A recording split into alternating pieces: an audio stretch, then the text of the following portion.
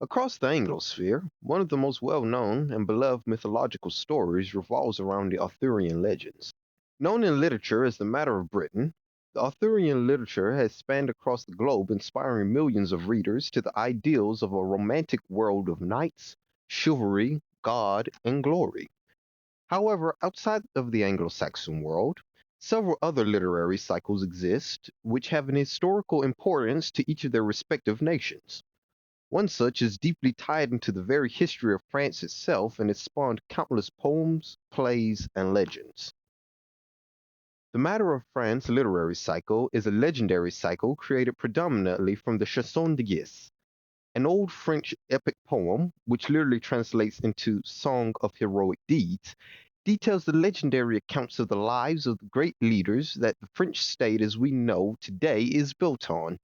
Although the actual date of Chasson de Guerre's writing is argued, it is believed the majority of the epic was written sometime before the 13th century, with the earliest chansons being written sometime near the end of the 11th century.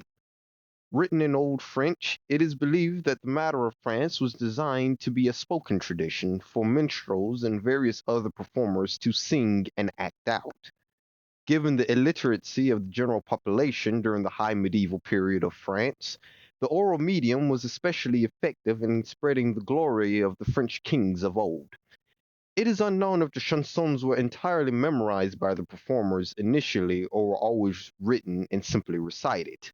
The chansons are interesting, especially in separating from the British counterpart, that wherein the Matter of Britain is extremely fictional and almost entirely mythological in nature, the Matter of France is part historical and part legend.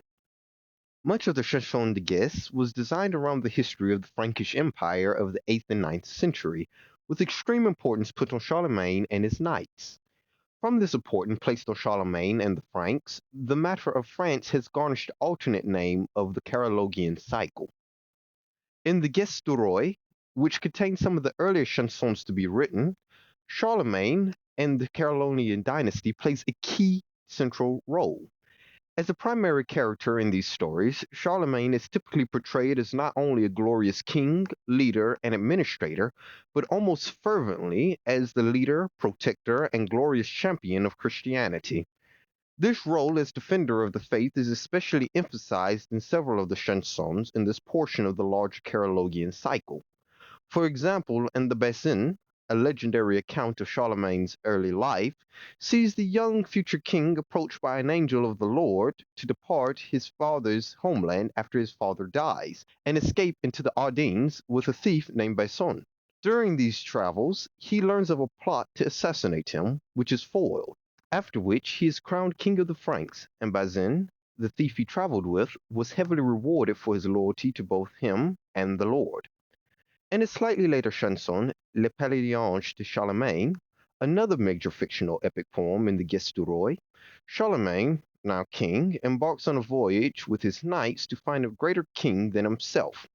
Reason being Charlemagne asking his wife did she know of any better, to which she replied yes, a fictional Byzantine emperor named Hugo.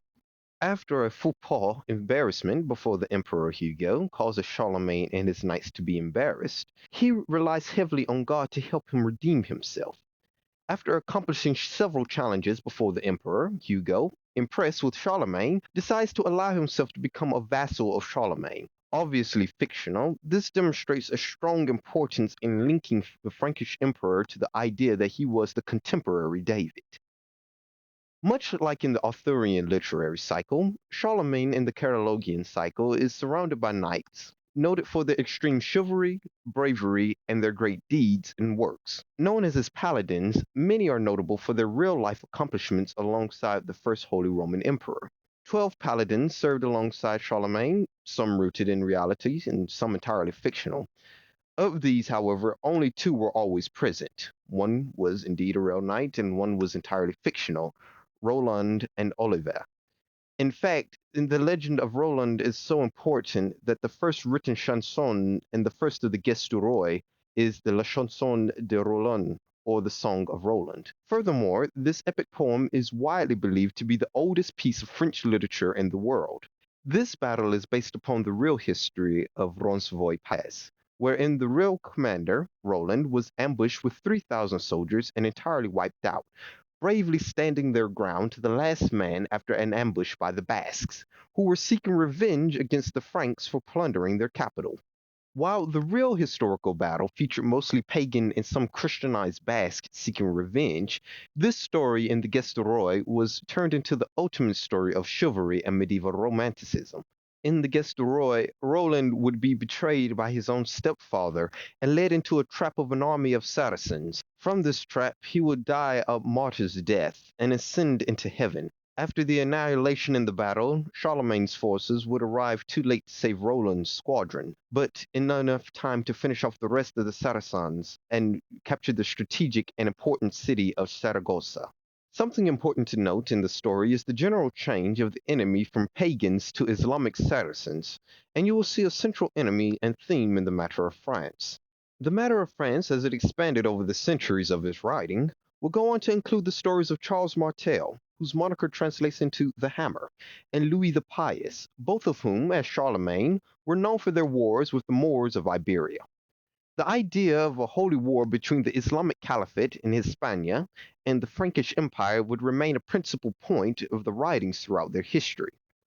While the ideals of a holy war between the Moors and the Saracens of Hispania and the Franks may be a central theme, another interesting theme that occurs are the ideals of statesmanship and the matters of state. This separates the matter of France from other literary cycles of the medieval period. Critiques of feudalism and rulers, and disputes that the rulers and vassals had, were all common in the matter of France, while their greatest leaders, such as Charlemagne, Roland, Louis the Pious, were considered bastions of Christianity and the natural progression to the French nation. Despite the traditional nature of the chansons in their original telling, which mostly features Christian symbolism in its legendary tellings, as many stories over the ages began to become more flavorful in their nature. Soon, everything from fairies to giants were appearing as nominal allies of the Saracens. Indeed, even the fairy Oberon, who is best known from Shakespeare's A Midsummer's Night's Dream, made his first literary appearance in a chanson, the story of Huon of Bordeaux, a knight who was given an impossible task by Charlemagne and accomplishes it with Oberon's help. Furthermore, as the Crusades were also ongoing during the period of the original writings of the chansons, many writers felt it necessary to include stories from Jerusalem, as of which many early French Orientalism can be seen in some of the chansons from the 13th century and onward. Even as the Hundred Years' Wars developed, the chansons were still being written and adapted for the ongoing fighting in France. Something important to note that during the war, France for a good portion was under the control of the English. Given how badly the French were on the retreat at some points, some of these poems went in to be vital in helping build French nationalism which definitely helped the French defeat the English in the end. As the days of the knights became fewer and fewer, it was time for old men to retire their bows and arrows for the last time. The Chanson de Guerre days slowly became to an end as well, and the epic poems were fully entrenched into legend. However, despite the days of new poems ending, their legacy went on to have far-reaching influence, mostly in the Italian peninsula, but other places such as Norway. The epics of the Chanson de Guerre would be rewritten into their vernaculars and told far and wide, and inspire untold amounts of plays and songs during the Renaissance days.